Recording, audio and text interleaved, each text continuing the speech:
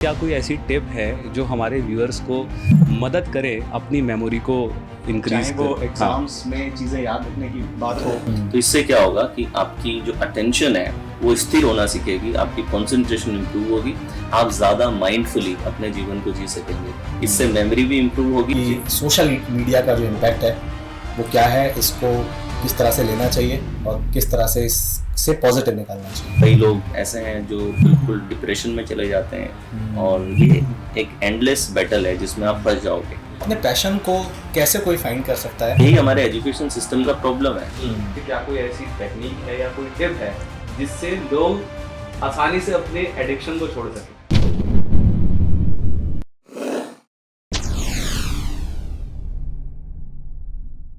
हमारे बीच में है एक बहुत ही ज़बरदस्त जैम, जो कि एक जाने माने NLP कोच हैं, जो कि 40 अंडर 40 अवार्ड विनर हैं, TEDx स्पीकर हैं, जोश टॉक स्पीकर हैं और आज की डेट में सोशल मीडिया सेंसेशन भी हैं। तो स्वागत है योगेंद्र जी आपका बहुत बहुत हमारे शो के ऊपर। और we are so glad to have you today on our show.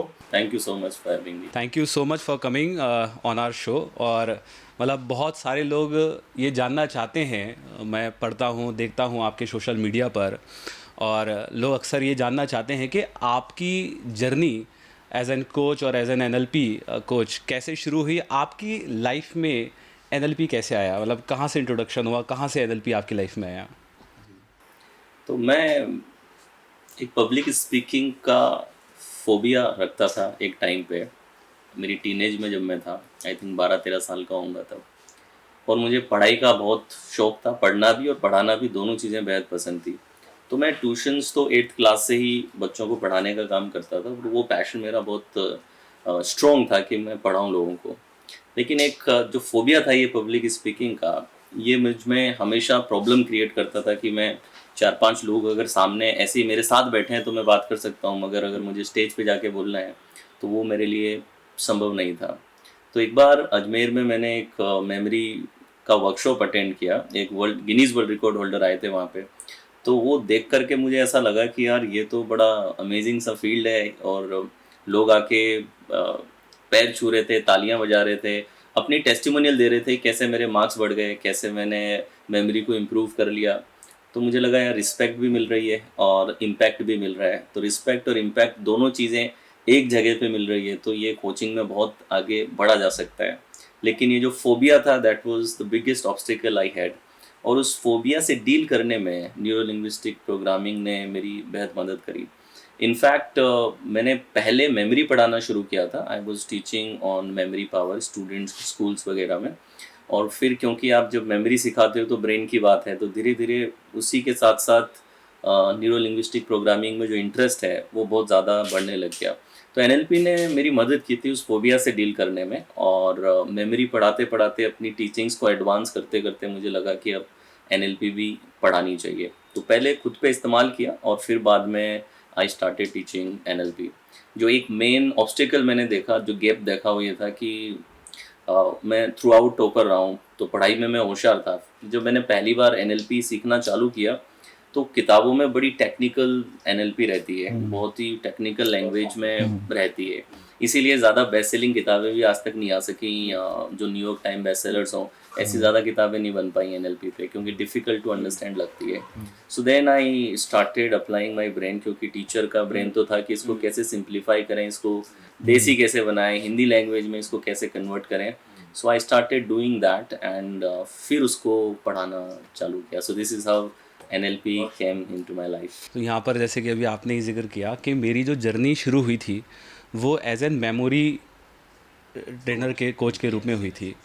तो बहुत सारे हमारे व्यूअर्स हैं और बेसिकली जो बिगनर्स हैं या जो स्टूडेंट हैं, मतलब क्या आप उनको कोई ऐसी टिप दे सकते हैं जिससे वो भी अपनी मेमोरी को इंक्रीज़ कर सकें? या क्योंकि आज की तारीख में फ़ोन का, टेक्नोलॉजी का इतना इस्तेमाल है, आर्टिफिशियल इंटेलिजेंस का ज़माना है। पहले तो फ़ोन नंबर याद होते थे, अब तो फ़ोन नंबर भी किसी को याद नहीं होते हैं।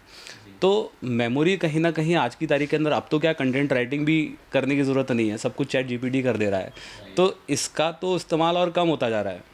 तो आपकी क्या कोई ऐसी टिप है जो हमारे व्यूअर्स को मदद करे अपनी मेमोरी को इंक्रीज, चाहे वो एग्जाम्स में चीज़ें याद रखने की बात हो, पब्लिक स्पीकिंग में प्रेजेंटेशंस लोग याद नहीं रख पाते हैं, एग्जाम्पल्स याद नहीं रख पाते हैं, भूल जाते हैं। जी इवन मैं भी बहुत सारे ऐसे क्वेश्चंस याद करके जाता था एग्जाम में जो मैं भूल जाता था। कई बार मैं भी अपनी पब्लिक स्पीकिंग में कंटेंट क्रिएटर्स हैं जो वीडियोस बनाते हैं यूट्यूब के ऊपर, इतना लंबा याद ही नहीं रख पाते। जी तो क्या कोई टिप आपके पास में? तो ये तो एक राइटली आपने पॉइंट आउट किया है कि if you don't use it you lose it, ये आपके ब्रेन का नेचर है। तो अगर आप जिस भी पार्ट को यूज़ नहीं करेंगे धीरे धीरे वो लूज़ होने लगेगा। सो मेमोरी वीक हो रही है लोगों की, और उसके वीक होने का सबसे बड़ा कारण है कि लोगों का फोकस स्पैन, जो अटेंशन स्पैन है, वो बहुत ज़्यादा रिड्यूस हो रहा है। Because memory is directly proportional to your concentration power. आपकी कंसंट्रेशन अगर हाई है तो आपकी मेमोरी भी हाई होगी। सो ज़्यादातर केसेस के अंदर अगर कोई फिजिकल डैमेज ब्रेन में नहीं है तो ज़्यादातर केसेस में जो मेमोरी वीक होने की प्रॉब्लम है वो प्रॉब्लम बेसिकली कंसंट्रेशन के प्रॉब्लम है। क्योंकि सेम व्यक्ति जब मूवी देखता है 3 घंटे की, उसको मूवी पूरी याद रह जाती है, उसमें आप उसे कुछ भी पूछ लो। सेम व्यक्ति जब उससे पूछ लो सचिन ने पहला शतक कब बनाया था, फटाफट बता देगा। उससे पूछो कि अकबर का जन्म कब हुआ था, वो उसे याद नहीं रहेगा। तो मेमोरी किससे बनती है? कंसंट्रेशन से बनती है। और if you want to learn you have to use the resource of concentration. Concentration interest से आती है, और इंटरेस्ट पैदा होता है एसोसिएशन से, कि आप जो टॉपिक पढ़ रहे हो उससे आप कितना एसोसिएटेड फील कर रहे हो। तो अगर जो व्यक्ति क्रिकेट देख रहा है वो कम्प्लीटली एसोसिएटेड है, जुड़ा हुआ है उसके साथ में, उस एसोसिएशन की वजह से उसमें कंसंट्रेशन का रिसोर्स एक्टिवेट होता है, और वो कंसंट्रेशन उसकी मेमोरी को इम्प्रूव करती है। सो बिल्कुल बेस्ट तरीका जो है अपनी मेमोरी को इम्प्रूव करने का वो ये है that you start working on your concentration power. अपनी कंसंट्रेशन पावर को आप इंक्रीज करना चालू करें।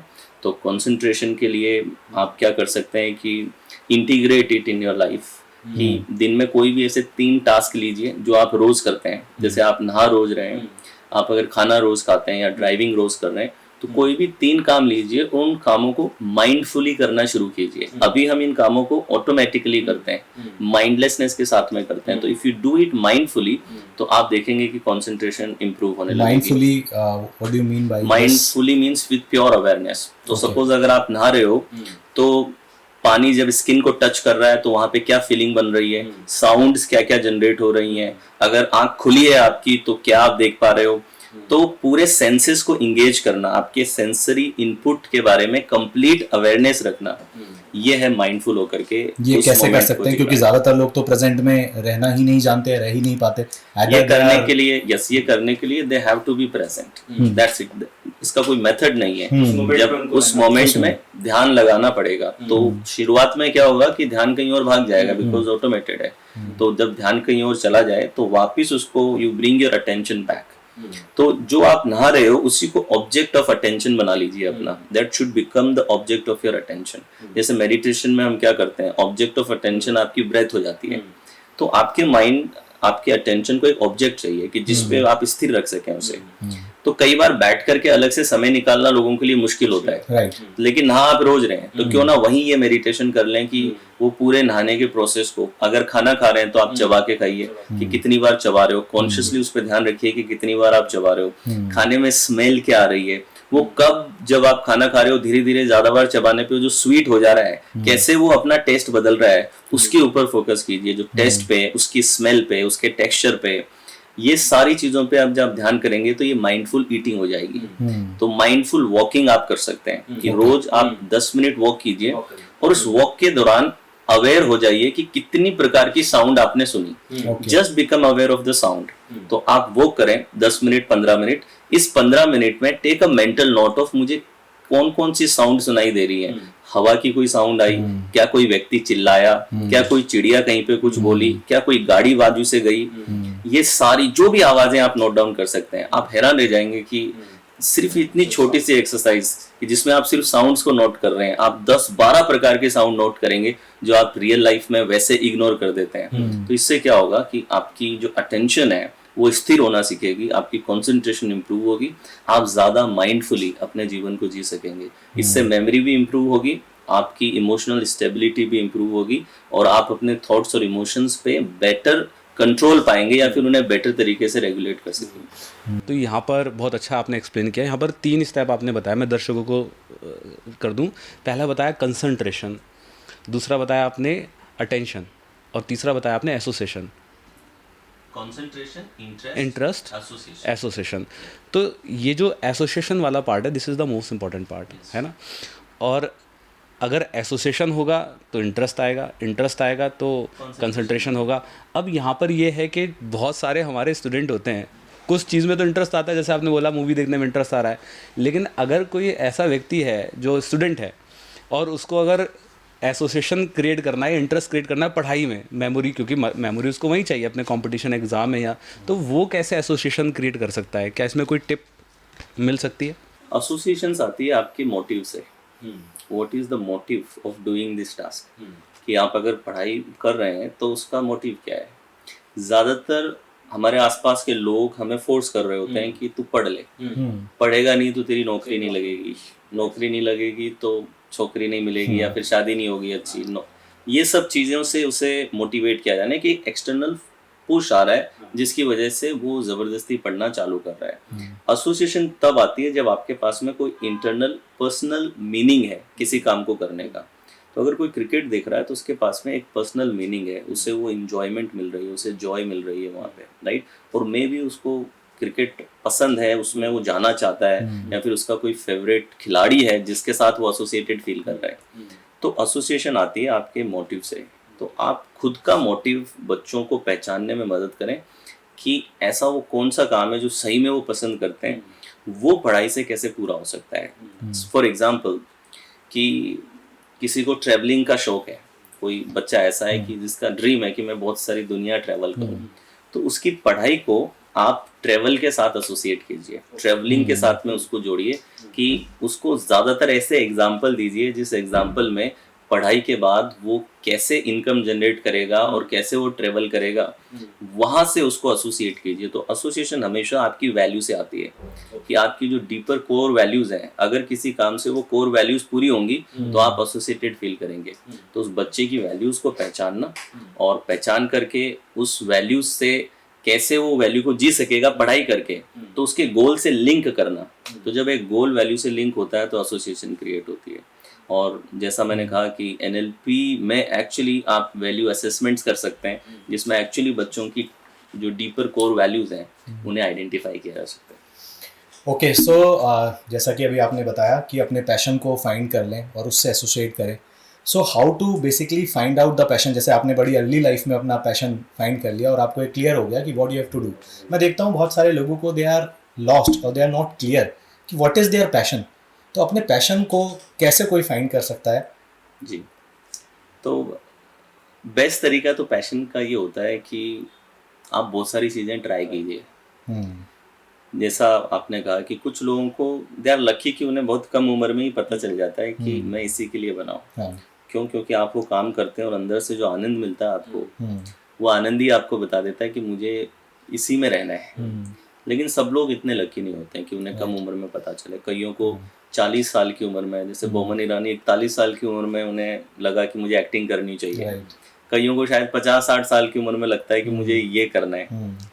तो बेस्ट तरीका ये है कि आप खुद ट्राई करें। जिन भी चीज़ों में छोटा मोटा इंटरेस्ट भी आपका डेवलप हो रहा है, यू गो एंड ट्राई। वो एक आई थिंक खलील जिब्रान का एक शेर है कि मिल जाएगी मंजिल एक दिन भटक कर ही सही, गुमराह तो वो लोग हैं जो घर से निकले ही नहीं। तो निकलोगे ही नहीं तो पैशन भी नहीं मिलने वाला है। सही बात है। ब्रेनस्टॉर्मिंग के तौर पे आप एक चीज़ कर सकते हैं। ब्रेनस्टॉर्मिंग के तौर पे आप सबसे पहले तो make a list what you are good at, क्या क्या करने में आप अच्छे हो। जैसे मुझे ये लगा कि मैं पढ़ाने में अच्छा हूँ, तो ये मुझे पता लग गया। तो आप एक लिस्ट बनाइए कि आप क्या क्या करने में अच्छे हो। क्या आप गिटार बजाने में अच्छे हो, आप स्पीचेस देने में अच्छे हो, लिखने में अच्छे हो, आप पढ़ाई करने में अच्छे हो, किन किन चीज़ों में आप अच्छे हो, what you are good at. अगला लिस्ट बनाइए व्हाट यू लव डूइंग। तो कई बार बहुत सी चीज़ों में हम अच्छे होते हैं लेकिन हमें वो करना पसंद नहीं होता। तो कई लोग मैंने देखे they are good at cooking but they don't want to cook. तो सेकंड लेयर आपको निकालनी, इंटरसेक्शन पॉइंट लेना है, what you are good intersection with what you love. तो अगर 10 चीज़ों में आप अच्छे हो तो हो सकता है 5 ऐसी है जिसको आप प्यार भी करते हो। And then go to the third step, is it needed in the market, right. क्या इसकी नीड है मार्केट में, हम्म। क्या मार्केट को ये चाहिए, क्या ये करके मैं पैसे कमा सकता हूँ क्या, मतलब ऐसा क्या- भी नहीं कि पैशन बना लिया और इससे कुछ हो ही नहीं रहा है, तो कब फिर तक हॉबी हो जाएगी। हॉबी हो जाएगी। पैशन और हॉबी में अंतर ये है कि हॉबी ये वो है कि जिसे आप प्रोफेशन नहीं बना पाएंगे, हम्म। और बस आप जैसे मैं कॉइन कलेक्शन करता हूँ तो मैं इसका धंधा तो नहीं बना पाऊंगा, सही ठीक है। बात है। सो आपको देखना पड़ेगा कि जो मेरा पैशन है उसकी नीड है क्या मार्केट में। तो अगर सपोज 5 चीजें हैं जो आप प्यार करते हैं, अच्छे भी हैं, और उसमें से 2 चीजें ऐसी लग रही हैं आपको कि इसकी मार्केट को जरूरत हो सकती है, इसका मुझे पैसा मिल सकता है करने का, तो I was good at teaching. तो मैंने आइडेंटिफाई किया, आई लव्ड टीचिंग, मैं कितने भी घंटों पढ़ा सकता था, मुझे मजा आ रहा था। मैंने देखा क्या मार्केट में नीड है। शुरुआत में लगा कि मेमोरी की नीड है, लाइफ की इतनी समझ नहीं थी तो लाइफ की ज्यादा बात नहीं कर रहे थे, लेकिन पढ़ाई की अच्छी समझ थी तो पढ़ाई की बात करी उस टाइम पे। तो नीड थी लोगों के अंदर, स्कूल्स में नीड थी, बच्चों में नीड थी, माँ बाप को नीड थी कि उनके बच्चे थोड़ा अपने ब्रेन पोटेंशियल को एक्सप्लोर करें। तो तीनों चीजों में टिक हो गया तो बात बन गई। लेकिन ये बात उस समय पता नहीं थी मुझे। राइट। अब पीछे जाके हाइंडसाइट में देखते हैं तो अब तब फ्रेमवर्क दिखता आ है, जाता है। लेकिन उस समय फ्रेमवर्क नहीं मिलता। तो आप ये 3 स्टेप से ब्रेनस्टॉर्मिंग कर लीजिए, what you are good at, what you love doing and what is needed in the market. अगर ये तीनों चीजों में टिक है तो फिर उस पे ट्राई कीजिए। अगर आपको ऐसी 5 चीजें मिली तो 5 में ट्राई करके देखिए, मगर ट्राई करना पड़ेगा। आजकल योगेंद्र जी दिक्कत क्या है कि एक इंसान को ये पता लग जाता है I am good at this, इसको मैं करता हूँ, वो करना शुरू करता है, फिर वो एक रील देखता है कि इन्वेस्टमेंट करना शुरू कर दो, फिर वो करने स्टार्ट कर देता है। तो सोशल मीडिया आज की डेट में इम्पैक्ट बड़ा डाल रहा है लोगों के ऊपर, और मैं देखता हूँ कि एक गोल को चेज कर रहे होते हैं, बीच में किसी की रील आ जाती है, किसी की सक्सेस स्टोरी आ जाती है and they start chasing that. तो सोशल मीडिया का जो इम्पैक्ट है यूथ के ऊपर, तो वो आज की डेट में उसके ऊपर आप क्या कहेंगे और क्या गाइड करने चाहेंगे हमारे यूथ को कि सोशल मीडिया का जो इम्पैक्ट है वो क्या है, इसको किस तरह से लेना चाहिए और किस तरह से इससे पॉजिटिव निकालना चाहिए? जी देखिए, जब भी कुछ नया परिवर्तन आया है हमेशा उस पर डिबेट चली है। जी। ठीक है, आज हम सोशल मीडिया की बात कर रहे हैं, आज से कुछ साल पहले आप चले जाएं तो जब अखबार आए थे तो लोग इस पे डिबेट करते थे कि अखबार अच्छे हैं कि बुरे हैं। राइट। फिर टीवी आई तो हमें बचपन में ऐसे लिखने को देती थी ना टीचर, बून और बैन, हाँ। कि टीवी एक ब्लेसिंग है या फिर एक श्राप है हमारे लिए। उसके ऊपर मोबाइल आप देखें, मोबाइल आए तो मोबाइल पे भी यही डिबेट चलती है, और अब सोशल मीडिया पे भी यही डिबेट है, आने वाले में एआई पे भी यही डिबेट चलेगी। तो जब भी ये नेचर है कि जब भी कुछ परिवर्तन से हम गुजर रहे होते हैं या फिर बहुत सारे लोग किसी एक चीज से जुड़ रहे होते हैं, तो ये डिबेट हमेशा ह्यूमंस में चला है कि ये अच्छा है कि बुरा है। चीज अपने आप में एब्सोल्युटली अच्छी या बुरी नहीं हो सकती है। किसी भी चीज के कुछ अच्छे इफेक्ट भी हो सकते हैं, बुरे इफेक्ट भी हो सकते हैं। ये कंप्लीटली डिपेंड करता है यूजर पे, जो यूज कर रहा है वो मेंटली कितना स्ट्रांग है। तो आप अगर उसे अच्छे से यूज करोगे तो बहुत सारा फायदा भी मिल सकता है, लेकिन आपको अगर यूज करना नहीं आता तो ये सेम चीज आपको नुकसान दे देगी।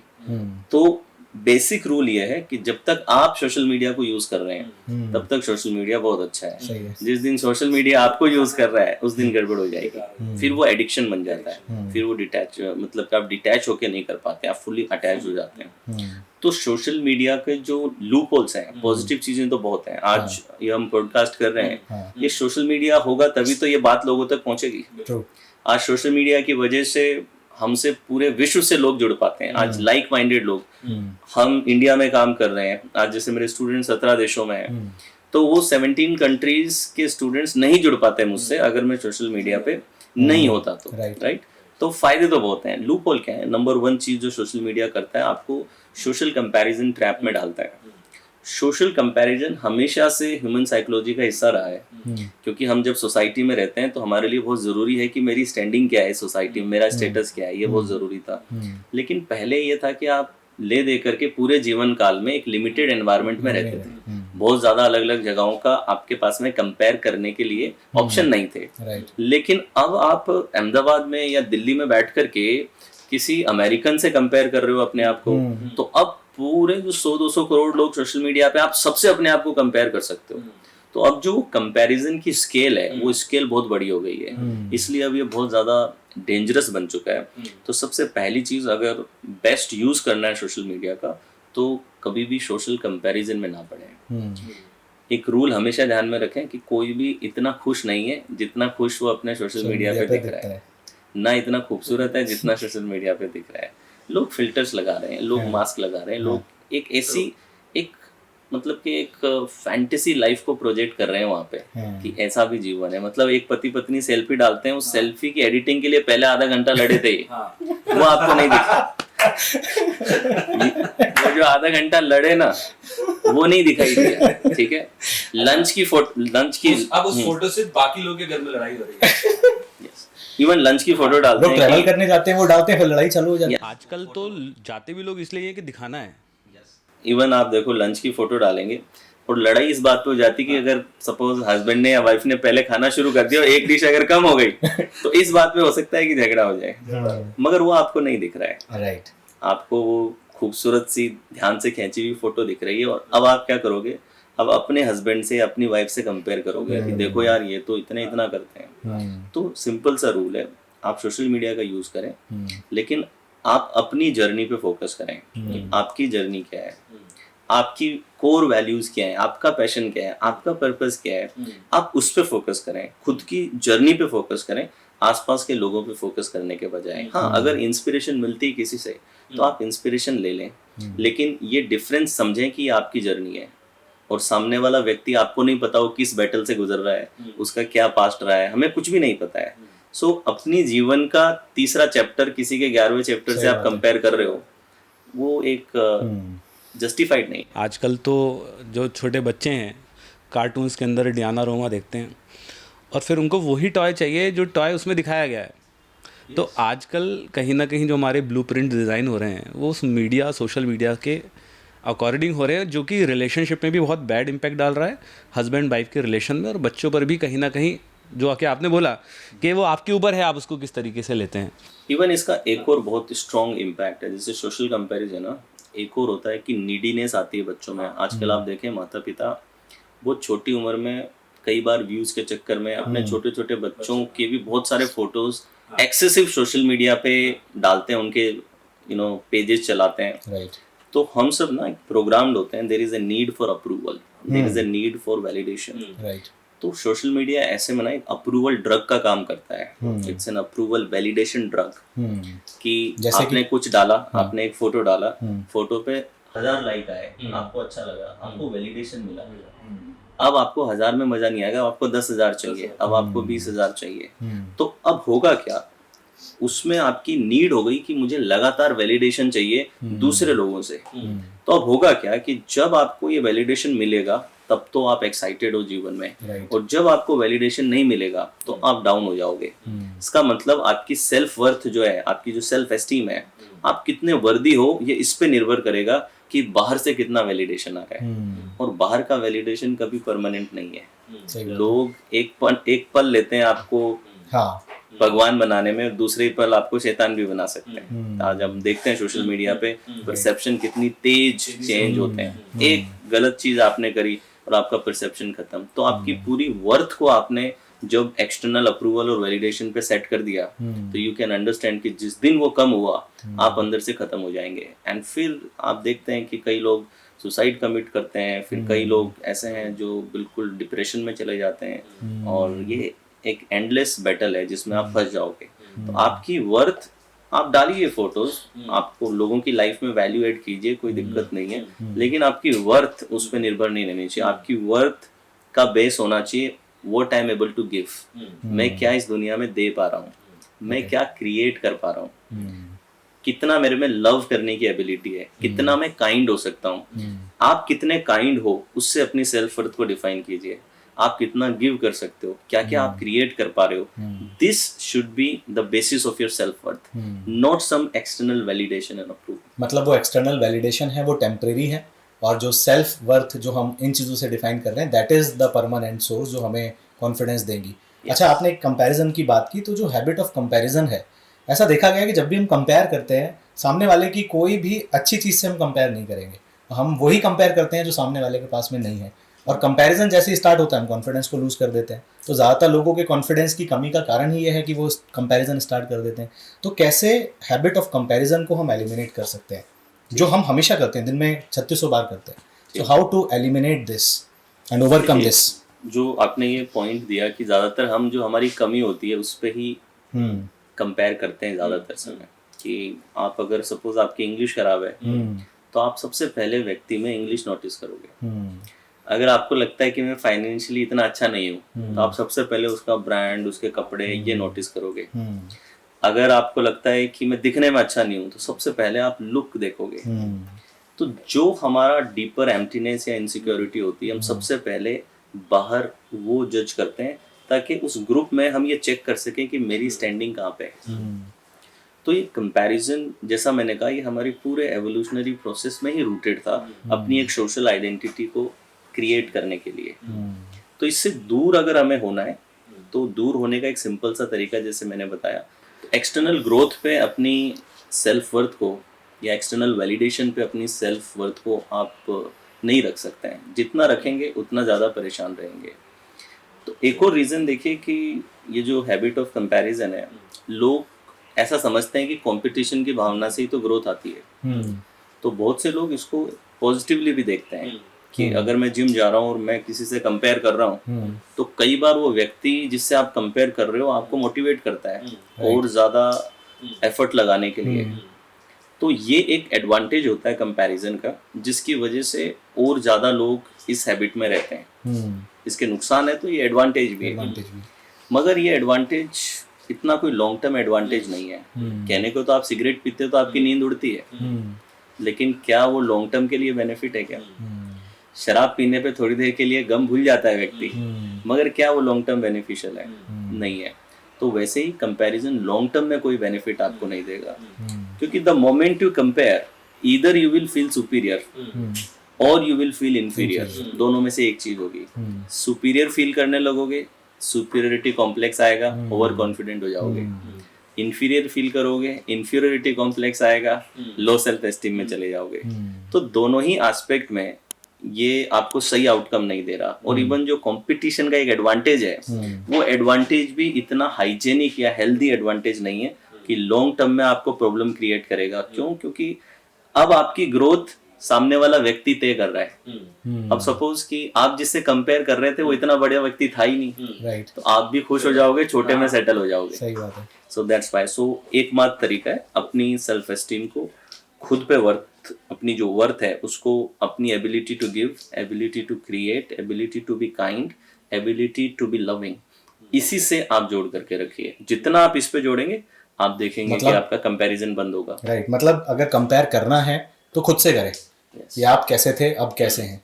कंपटीशन रखें अपने आप से। आप कल क्या थे आप, उससे आज आप बेहतर व्यक्ति हो कि नहीं हो, उसको आप कंपेयर कर सकते हो। वो रीजनेबल कंपैरिजन भी है, क्योंकि आपको अपने बैटल्स पता है, अपनी स्टोरीज पता है। So that is better. और वैसे भी मुझे लगता है हर व्यक्ति यूनिक है अपने आप में, हर व्यक्ति अलग है, हर किसी का डीएनए अलग है, हर किसी का सब कुछ अलग है।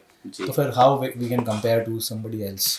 वो आइंस्टाइन कहते थे ना एक खूबसूरत सी बात कि अगर आप एक मछली को उसके पेड़ चढ़ने की एबिलिटी से कंपेयर करोगे या जज करोगे तो वो तो जिंदगी भर स्टूपिड फील करती जाएगी। और यही हमारे एजुकेशन सिस्टम का प्रॉब्लम है कि आज हम देखें तो हर व्यक्ति को सेम चीज पढ़ाई जा रही है बिना ये जाने कि वो किस चीज के लिए बना है। तो वो एक लूप होल है जो आई थिंक फ्यूचर तो पेरेंट्स भी तो करते हैं, कंपेयर करते हैं। तो कंपैरिजन का सीड आता है यहाँ से कि बचपन में माता पिता अपने छोटे भाई बहनों से या बड़े भाई बहनों से कंपेयर करते हैं, दूसरे बच्चों से कंपेयर। यहाँ पर कई बार वो इस तरीके से जस्टिफिकेशन कर देते हैं कि इंस्पिरेशन आप इनको लें। तो इंस्पिरेशन और कंपैरिजन में क्या वो थिन लाइन है जो डिफरेंशिएट करती है दोनों को? मतलब कि इंस्पिरेशन क्या हो गया और कंपैरिजन और कंपटीशन क्या हो गया? कंपटीशन, मैंने कहा ना, जब आप कंपेयर करते हो तो कंपटीशन की भावना तो आती है। कंपटीशन की भावना में क्या रहता है कि मैं इसको बीट कर सकता हूँ, उसको मैं सरपास करना चाहता हूँ। ये कंपटीशन की मैं उससे बेहतर। हाँ, तो कंपटीशन में एक सेंस ऑफ एक्सेप्टेंस नहीं है, सामने वाले की सफलता की एक एक्सेप्टेंस आपके अंदर नहीं है कि इससे बेटर तो मैं करके दिखाऊंगा। इंस्पिरेशन ये होती है कि आपको कोई एक्शन लेने के लिए मोटिवेट कर रहा है, ठीक है, आप उससे कॉम्पीट नहीं कर रहे हो जाकर के। सपोज मैं एक छोटा बच्चा हूँ और मैं जब सचिन तेंदुलकर को क्रिकेट खेलते हुए देखता हूँ तो मैं ये नहीं कह रहा कि मुझे जाके इसको बीट करना है। वो मुझे इंस्पायर कर रहा है एक्शन लेने के लिए, ठीक है, आपके अंदर एक मोटिवेशन पैदा कर रहा है। और ये मोटिवेशन वो कंपैरिजन से आने वाला मोटिवेशन नहीं है, ये लॉन्ग टर्म मोटिवेशन है, ये सस्टेन करेंगे आप। तो ये अंतर है कंपटीशन और इंस्पिरेशन में। ये बहुत अच्छा आपने जवाब दिया।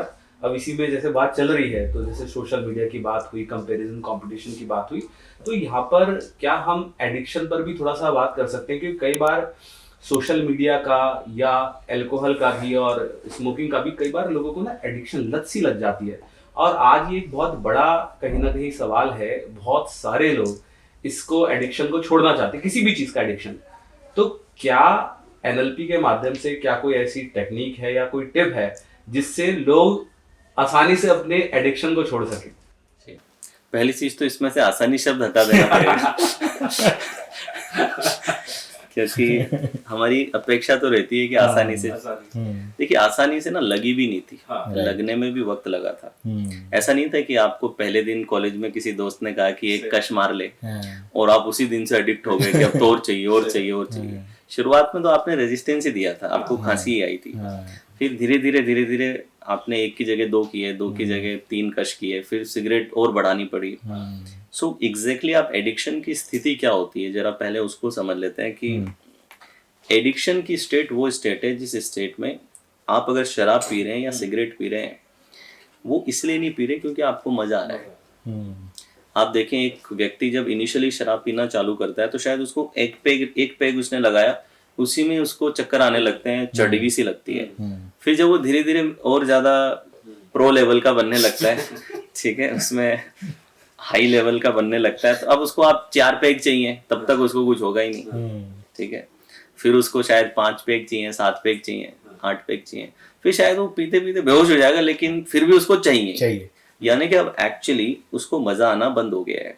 एडिक्शन की स्थिति में आप इसलिए नहीं पीते क्योंकि आपको मजा आ रहा है, आप इसलिए पीते हैं क्योंकि नहीं पिएंगे तो पेन होगा। एडिक्शन का मतलब ये होता है जब किसी काम को ना करना पेनफुल हो जाए। तो सिगरेट पीने वाला व्यक्ति वो तो ऑटोमेट हो चुका है, उसका ब्रेन अडेप्ट कर चुका है, उससे जो डोपामिन आती है उसका एक लेवल है, वो सेटिस्फाई हो रहा है उसमें। लेकिन प्रॉब्लम क्या होगी, अडेप्टेशन की वजह से अब बहुत ज्यादा डोपामिन रश चाहिए उसे, तो ज्यादा पैग लगाने पड़ेंगे, ज्यादा सिगरेट चाहिए होगी, तो अब उसको पीने में इतना मजा नहीं आ रहा है। प्रॉब्लम है नहीं पिया तो पेनफुल हो जाएगा। इसलिए आप देखते हैं जब रिहेबिलिटेशन के लिए भेजते हैं तो लोगों में विड्रॉल सिम्टम्स आते हैं। विड्रॉल सिम्टम क्या है? नहीं पीने का पेन है। तो एडिक्शन की स्थिति वो है, how to identify the addiction, कि जब वो चीज आपको कंट्रोल कर रही है, अब आपके आपे से बाहर आ गई, मतलब कि अब आप उसे कंट्रोल नहीं कर सकते हैं, वो बाहर हो चुकी है। So that is the state of addiction. Not doing is going to make them suffer. So बाहर आने के लिए आप क्या कर सकते हैं? तो एडिक्शन से बाहर आने के लिए सबसे पहली चीज तो ये कि आपको पेशेंस चाहिए होगा, आपको पेशेंस रखना है कि ये एक जर्नी है, ये रातों रात नहीं होने वाली है, लगा भी रातों रात नहीं था, ठीक है। तो एनएलपी में यस देयर आर टेक्निक्स, जैसे स्विच टेक्निक होती है एनएलपी में, जिसे आप यूज करके बाहर आ सकते हैं। तो सबसे पहला काम होगा अपनी आइडेंटिटी पे काम करना। लोग अपनी विल पावर को यूज करके स्मोकिंग से बाहर आना चाहते हैं, एडिक्शन से बाहर आना चाहते हैं। विल पावर तब तक ही काम करती है जब तक आप एडिक्ट नहीं हुए हैं। तो पहले दिन जब किसी ने सिगरेट ऑफर की थी, उस दिन आप मना कर सकते थे विल पावर से, लेकिन अब जब एडिक्ट हो गए तो विल पावर कंट्रोल नहीं कर पाएगी। विल पावर आपको 10-15 दिन तक पुश कर सकती है, उससे ज्यादा नहीं कर पाएगी, आप फिर से पुराने पैटर्न में जाएंगे। तो बताइए कैसा लगा आपको इस एपिसोड का part 1? Type in the comment box. और इसी डिस्कशन को हम वायसार जी के साथ में कंटिन्यू रखेंगे पार्ट 2 के अंदर, जहां पर हम सीखेंगे कि कैसे अपने माइंड को ट्रांसफॉर्म करके हम अपनी लाइफ को ट्रांसफॉर्म कर सकते हैं। अगर आपको ये एपिसोड अच्छा लगा है तो अपने लव्ड वन के साथ इसको ज़रूर शेयर कीजिएगा और चैनल को सब्सक्राइब करना मत भूलिएगा। मिलते हैं नेक्स्ट एपिसोड के अंदर।